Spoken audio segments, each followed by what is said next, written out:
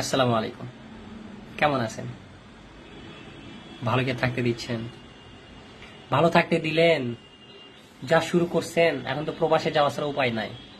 মানে নিজ দেশে তাহাজ্জুদ পড়ার চাইতে এখন কাফেরদের দেশে গিয়ে ফরজ পড়তে ইচ্ছা করতেছে। এমন সিস্টেম করে ফেলছেন, এমন অবস্থা করে ফেলছেন। এক নিরীহ দলকে কাফের, মুশরিক, খুনি, দোসর, ইহুদি, খ্রিস্টান, মোসাদের দালাল বানায় ফেললেন, ফেতনাকারী বানায় ফেললেন, মসজিদ থেকে পর্যন্ত বাইর করে দিচ্ছেন। কোন অপরাধে ভাই? কোন অপরাধে? কি করছি আমরা আপনাদের? টঙ্গিতে গেছি এই জন্য? টঙ্গিতে কেন গেলাম? আপনাদেরকে মারার জন্য? দেশের বিরুদ্ধে ষড়যন্ত্র করার জন্য? মিছিল মিটিং করার জন্য? দেশে অরাজকতা সৃষ্টি করার জন্য? এই জন্য গেছি আমরা টঙ্গিতে। টঙ্গিতে প্রতি বছর গাট্টিওয়ালারা কেন যায় জানেন না? 5 দিনের জোর, 3 দিনের ইস্তেমা কেন যায় জানেন না? আজ নতুন 2-3 বছর ধরে হচ্ছে এমন। ভাই, দেশে অরাজকতা আপনারা সৃষ্টি করতেছেন। সারা বিশ্ববাসী জানে দাওয়াত তাবলীগের মেহনত অরাজনৈতিক সংগঠন। সারা বিশ্ববাসী, সারা দেশবাসী জানে আপনারা রাজনৈতিক মহলের মানুষজন। তো আপনারা টঙ্গিতে কেন হামলা দিচ্ছেন, এটা কি আর বোঝা বাকি আছে? হ্যাঁ, এই মেহনতের এখন আর 2 ভাগ নাই, দ্বিতীয় পক্ষ নাই, তৃতীয় পক্ষ আছে, আর আপনাদের তৃতীয় পক্ষ। আর আপনাদের পিছনে কত পক্ষ আছে আল্লাহ তাআলা ভালো জানে। আর আপনারা কাদের কাঠ খড়ে পুড়তেছেন, কি আপনাদের কল কাঠে নাড়তেছে, এটাও আমরা জানি, সকলেই জানে। হ্যাঁ, তো ভাই এইসব করে কি পাবেন বলেন তো? এসব করে আপনাদের লাভটা কি? আমরা ওইখানে বড়দের ফয়সালা অনুযায়ীতেই গেছি। আমরা ওখানে সরকারের নির্দেশনা অনুযায়ী গেছি। সরকার আমাদেরকে আশ্বাস করছিলেন যে 16 তারিখে দেশের প্রোগ্রাম আছে, প্রোগ্রাম শেষ করার পরে আমরা মাঠ বুঝাই নিব, দেন আপনাদেরকে মাঠ বুঝাই দিব। আপনারা তো জোর করছেন 5 দিনের, করেন নাই। আমাদেরকে দেখছেন বাধা দিতে, কোথাও সভা, সেমিনার, সম্মেলন, মিছিল, মিটিং করতে দেখছেন। ইভেন ফেসবুকে আপনাদের বিরুদ্ধে পোস্ট করা হয় নাই, বরং আপনাদের জন্য দোয়া করা হয়েছে, খুশি হয়েছে। আমিও খুশি হয়েছি যে আমাদের ওলামা ইকরাম জোর করতেছে। কিন্তু আমাদের ব্যাপারে বাধা কেন দিলেন? আমরা 5 দিনে জোর করতাম, শেষ করে চলে আসতাম। মাঠ তো আপনারা সারা বছর তো আপনারা ব্যবহার করেন। কাকরেল কেন? কি দরকার দখল করার? 28 দিন আপনাদেরকে দিছে, 14 দিন আমাদেরকে দিছে। বৈষম্যের শিকার আমরাই হচ্ছি। সারা বিশ্বে যেমন মুসলমান বৈষম্যের শিকার, বাংলাদেশেও তবলিগওয়ালারা বৈষম্যের শিকার। তবুও কথা বলছি, বলি নাই, মেনে নিছি, সরকারের ফয়সালা মেনে নিছি। তারপরে আমাদের ডেট ছিল 20 তারিখে প্রোগ্রাম করার, আমরা 2 দিন আগে গেছি। এটাই ভুল ছিল আমাদের। কেন 2 দিন আগে গেলাম? আপনারা জানেন বেসিক বিষয়, লক্ষ লক্ষ সাথীর মজমা হয় টঙ্গীর ময়দানে। অ্যারেঞ্জমেন্ট করা একটা বিষয় আছে, মাঠ সাজানো, প্যান্ডেল করা, মাইক, পানি, বিদ্যুৎ, এই সকল কাজ করতে গিয়ে অনেক 1-1.5 মাস লেগে যায়। আমাদের আগে থেকে সাথীরা 1-1.5 মাস ধরে এগুলো ম্যানেজ করতো, কিন্তু এবার তো আমাদের সেই সময়টা দেন নাই। হাতে মাত্র 2 দিন ছিল। তো মুরব্বীরা এটা ভাবছে যে 2 দিনের মধ্যে যেটুকু সম্ভব থাকার মতন একটা ম্যানেজ করা যাবে। তো আমরা এই ক্ষেত্রে আমরা 17 তারিখে চলে গেছি। আর আপনাদের প্রোগ্রাম তো অনেক আগেই শেষ। তাহলে ওইখানে আপনাদের মুখোমুখি কেন হলেন? আমাদের রাতের অন্ধকারে সাথী মারলেন, আমাদের সাথীকেই মারলেন, নিজের সাথী বলে চালাই দিলেন, আলেম বলে চালাই দিলেন। লজ্জা করে না? ভয় করে না? একে তো অপরাধ করলেন, তারপর মিথ্যা বলতেছেন, মিথ্যা দাবিও করতেছেন। সরকার সবই দেখতেছে। আপনাদের ব্যাপারে আমাদের কোনো কথা নাই, কথা বলার অধিকারও নাই, হিম্মতও নাই যে আপনাদের বিরুদ্ধে কথা বলবো। তবে হ্যাঁ, মনে রাখবেন, আল্লাহ তাআলা ধরবে একদিন। আজ হয়তো আপনাদের বিরুদ্ধেই বলার কেউ নাই, কিন্তু আল্লাহ তাআলা তো আছে, উনি ধরবে একদিন, হয় জমিনে নয়তো ওনার সামনে। অবশ্যই ওনার সামনে দাঁড়াইতে হবে আপনাকে। সেদিন হিসাব দিয়েন, সেদিন এই বৈষম্যের হিসাব দিয়েন। যেহেতু আপনাদের কথা বলার আমার টপিক না, টপিক হচ্ছে যে দেখেন, আপনারা এমন এক মেহনতের বিরুদ্ধে লাগছেন, যে মেহনত আমার মতন লক্ষ লক্ষ নর্দমার কীটের হেদায়েতের একটা রাস্তা। আল্লাহ তাআলা অসংখ্য মাধ্যমে হেদায়েত দেন, কিন্তু এই দাওয়াতে তাবলীগের মেহনত একটা হেদায়েতের জরিয়া। ওই টঙ্গীর মাঠ একটা হেদায়েতের জরিয়া, ওই কাকরাইলের মসজিদ একটা হেদায়েতের মাধ্যম, জরিয়া। আপনারা এই মাধ্যমকেই কলুষিত করতেছেন, বন্ধ করে দিচ্ছেন হেদায়েতের মাধ্যমটা, রাস্তাটা। কি লাভ পাবেন ভাই? কি লাভ হবে আপনার? লাভ আছে কোন আপনার? আমার মতন শত শত মানুষ, দিনহারা মানুষ দাওয়াত তাবলীগের মধ্যে ঢুকে দিন পাইতেছে, নিজেকে পরিবর্তন করতেছে, নিজের অন্ধকার জগৎ থেকে বের আসার চেষ্টা করতেছে, শরীরে সুন্নতে লেবাস লাগাইছে, মাথায় টুপি রাখছে, মুখে দাড়ি রাখছে, এই মেহনতের সাথে থাইকে থাইকা, এই গাট্টিওয়ালার সাথে পিছিয়ে ঘুরে ঘুরে। আল্লাহ নাম কি আমাদের শুধু নামই জানতাম, আল্লাহ একজন সৃষ্টি করছে, ওনার মর্যাদা জানতাম না, ওনার সম্মান জানতাম না। হুজুর সাল্লাল্লাহু আলাইহি জানতাম শুধু নবী, ওনার আহমিয়ত, ওনার মর্যাদা, গুরুত্ব আমরা বুঝতাম না। এই তবলিগওয়ালাদের সাথে থেকে থেকে ঘুরে ঘুরে দুই এক আয়াত শোনায় শিখায় এত দুনিয়া আসছে। আর সেই মেহনতকে আপনি বাধা হয়ে দাঁড়াইছেন।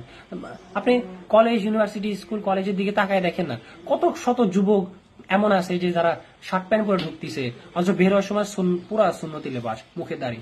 দেখেন, স্মার্টফোন ইউজ করতো, গিটার বাজাইতো, মানে মিউজিক, এই সেই, নিশা, সিগারেট, মদ, জুয়া, পার, গার্লফ্রেন্ড, রেস্টুরেন্ট, সবসময় ব্যস্ত থাকতো। সে ছেলে আজ স্মার্টফোনও ইউজ করে না। দেখেন, আছে না, আসলে আমার সাথে যোগাযোগ দেখা দিব না। অসংখ্য আছে, অসংখ্য আছে ভাই। ভাই আমরা আমরা হেলদি ফ্যামিলি থেকে বিলং করি নাই, আমরা হেলদি সোসাইটি থেকে বিলং করি নাই। আমাদের ঘুম ভাঙছে ঝগড়া, মারামারি, কাটাকাটি শব্দে, আবার ওগুলো দেখে দেখে ঘুমাইতে গেছি। গুন্ডাদের আতশ ঘরে, গুন্ডাদের আতশ মানে মহল্লাতে আমরা বড় হয়েছি। গ্যাংস্টার ক্রিয়েট হয়, গ্যাংস্টার মান সব সময় খুন খারাপি, মারামারি, ঝগড়াঝাটি লেগে থাকে। আমরা এমন ফ্যামিলি থেকে বিলং করে আসি। আমরা মাকা লাডলা না, বাবা মার ভালোবাসা, আদর্শ, যত্ন, এসি রুমে থাইকে, বেডরুমে এই সেই খাবার, হেলদি ফুড, অর্গানিক ফুড খাই আমরা বড় হই নাই। আমরা এমন বিলং করি না, করিও নাই, পাইও নাই। আমরা বাস্তবতা দেখে দেখে বড় হয়েছি, বাস্তবতাকে ফেস করে বড় হয়েছি, বাস্তবতার মধ্য দিয়ে বড় হয়েছি আমরা। আমাদের আমাদের পাস্ট, আমাদের প্রিভিয়াস অনেক অন্ধকার, অনেক ডার্ক। শুধু আমার না, সকলের অনেক আছে এমন আমাদের তবলিগের মধ্যে। ওসি, এসপি, ডিসি, ম্যাজিস্ট্রেট, জজ, এই সেই, রিক্সাওয়ালা, চামার, মুসি, মেথর, সবাই তবলিগের সাথে সম্পৃক্ত। অথচ দেখেন তাদের প্রিভিয়াস লাইফ দেখেন, তবলিগে ঢোকার পর তাদের এখন লাইফ দেখেন। ব্যাংকে জব করতো, ব্যাংকে চাকরি ছেড়ে দিয়ে নিজের ছেলেকে মাদ্রাসায় ঢোকাই দিছে এই তবলিগে লাগার পরে। ব্যাংক থেকে চুল্লে থেকে ছেলে আসছে, ছেলে এখন আবদার হয় হারাম ছাড়বা নয় আমি বাড়ি ছাড়বো, হয় চাকরি ছাড়বো না বাড়ি ছাড়বো। একটাই ছেলে ভালোবাসার খাতিরে ব্যাংকে চাকরি ছেড়ে দিছে। শত শত উদাহরণ আছে, কত নিবেন আপনি? ব্যাংকের জিএম চাকরি ছেড়ে দিয়ে দই বিক্রি করতেছে এখন, কত নিবেন? সিঙ্গার গান গার্জনা ছেড়ে দিয়ে তবলিগ করতেছে, বহুত আছে ভাই। আর আপনি সেই মেহনতেই খাপলা দিয়ে ধরছেন, টুটি চিপে ধরছেন, বাধা হয়ে দাঁড়াইছেন। কি লাভ পাবেন আপনি? কি লাভ হাসিল করবেন আপনি এই মেহনতে বাধা দিয়া? একটুও ভয় করতেছে না? নিজে আলেম, এই সার্টিফিকেট দিয়ে জান্নাত পেয়ে যাবেন, অত সহজ? নো ম্যান, এত সহজ না। ইতিহাসের দিকে তাকান, নমরুদ, হামান, ফেরাউন এদেরকে ধ্বংস কখন করছে? যখন মেহনতে বাধা হয়ে দাঁড়াইছে। হুসাইন সালাম যেই মহামানব একটা কাফেরের লাশ দেখা কান্না করতেছিলেন, ওই মহামানব ময়দানের নামে কতগুলার গর্দান উড়াই দিছে, মনে আছে? গণনায় আছে কতগুলা কাফেরের গর্দান উড়াইছে উনি। কেন উড়াইলেন বলেন? যে মহামানবকে উম্মতের কল্যাণের জন্য, হেদায়েতের জন্য পাঠানো হয়েছে, ওই মহামানব ময়দানের নামে গর্দান উড়াই দিচ্ছে। কোন প্রেক্ষিতে গেলে উনি এই কাজটা করতে পারে? এই মেহনতে যখন বাধা হয়ে দাঁড়াইছে তখন গর্দান উড়াই দিছে। দাওয়াত দিছে, গ্রহণ করে নাই, ঠিক আছে। যে কর দাও দেয় নাই, ঠিক আছে। দেশ ত্যাগ করো, করে নাই, আচ্ছা এবার মোকাবেলায় আসো। যখন মেহনতের মোকাবেলায় আসে তখন ময়দানে নামছে, গর্দান উড়াই দিছে। আপনাদেরও গর্দান উড়বে ইনশাল্লাহ, আপনাদের গর্দান উড়বে। আমি উড়াবো না, সেই ক্ষমতা আমার নাই, সেই ইচ্ছাও আমার নাই। আল্লাহ তাআলা উড়াবে আপনাদের গর্দান। সেই দিনের জন্য নিজেকে প্রস্তুত রাখেন। আর যা করতেছেন মোটেও ভালো করতেছেন না, মোটেও ইনসাফপূর্ণ কাজ করতেছেন না। কাফের, মুশরিক, বেদাত, ইহুদির দালাল, রয়ের দালাল, এর দালাল, ওর দালাল বানাই ফেলছেন। আর নিজেদের দিকে নিজের কিচ্ছুই না। আপনাদের মাদ্রাসায় যে এত অকারেন্স হয়, পাইলিং, খুন, ধর্ষণ, গুম, 2 ঘন্টার বিয়ের চুক্তি, মসজিদের সহবাস, কখনো দেখছেন আমাদেরকে কথা বলতে? বলছি কখনো? কখনো সভা, সেমিনার, মিছিল, মিটিং করছে আপনাদের বিরুদ্ধে, লিফলেট ছাড়াইছি, পোস্টার, ব্যানার টাঙাইছি, ফেস্টুন করছি, দেখছেন কখনো? আমাদের হক, আমাদের ডেট, আমাদের প্রোগ্রাম, আমাদের মেহনতের ময়দান, আমরা গেছি, আমাদের বিপক্ষে দাঁড়াইছেন, সংঘর্ষ হয়েছে, আমাদের সাথী মেরে ফেলছেন, ওই লাশটা কেউ না রাজনীতি শুরু করছেন। ছি, ধিক্কার আপনাদের উপরে। মরলো আমাদের সাথী, নিজের সাথী বলে দাবি চালাই দিচ্ছেন, একটু লজ্জা করে না? ভাই মেহনতে কি পাবেন বাধা দিয়া? কি পাবেন মেহনতে বাধা দিয়া? আল্লাহর রাস্তে ভাই বন্ধ করেন, আল্লাহর রাস্তে বন্ধ করেন। অসংখ্য দিনহারা মানুষ এই রাস্তায় এসে দিন পাইতেছে, নিজেকে পরিবর্তন করতেছে, রিসাইকেল হয়ে যাচ্ছে এই মেহনতে ঢুইকা। পাস, এক একটা পাস্ট দেখলে শুনলে, শোনেন নাই তো কখনো, দেখেন নাই তো কখনো। আপনারা কখনো মাদ্রাসার 4 গন্ডি থেকে বের হয়েছেন?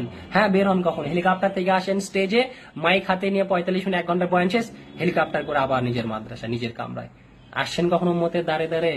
উম্মতের গেটে কখনো নক করছেন, ঠোকা দিছেন?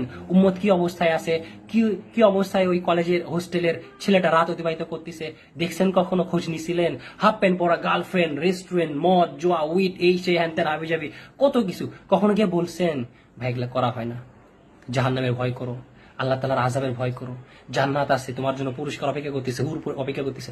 কখনো বলছেন এগুলো আমাদেরকে? কাছে আইসা অন্ধকারের যুগে ডুবেছিলাম, অন্ধকারের মধ্যে ডুবেছিলাম। এই গাট্টিওয়ালারা গিয়া হাতে ধরে পায়ে ধরে 2-4 টাকা খাওয়াইয়া তোষামত খোসামত কইরা নিয়ে আসছে। এই সুন্নতি লেবাস ছিল না শরীরে, এই টুপি মাথায় ছিল না, দাড়িও ছিল না। এই মেহনতে এসে দেখেন অসংখ্য যুবকের জীবন পরিবর্তন হয়ে গেছে, জিন্দগি পরিবর্তন হয়ে গেছে। আজ আমাদের পিছনে উঠে পড়ে লাগছেন। কি ভুল করলাম? কোন ভুলের কারণে? বলবেন আলেম বিদ্বেষী তোরা, এই জন্য তোদেরকে মারছি, তোদেরকে বিরোধ করতেছি।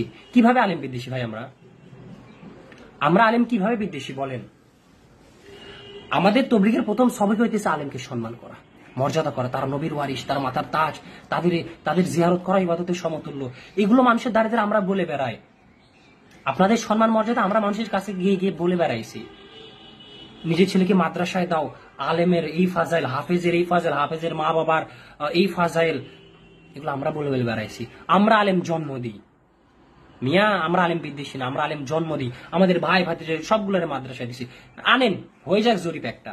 আপনি 100টা আলেমকে এক জায়গায় করেন, আমি 100টা আমার মূর্খ গাট্টিওয়ালাকে এক জায়গায় করি, দেখি তাদের 100টা ছেলে মেয়েকে কোথায় পড়াচ্ছেন, আর আমার গাট্টিওয়ালা মূর্খ ভাইদের 100টার ছেলে পেলেদেরকে কোথায় পড়াচ্ছেন, প্রমাণ হয়ে যাবে।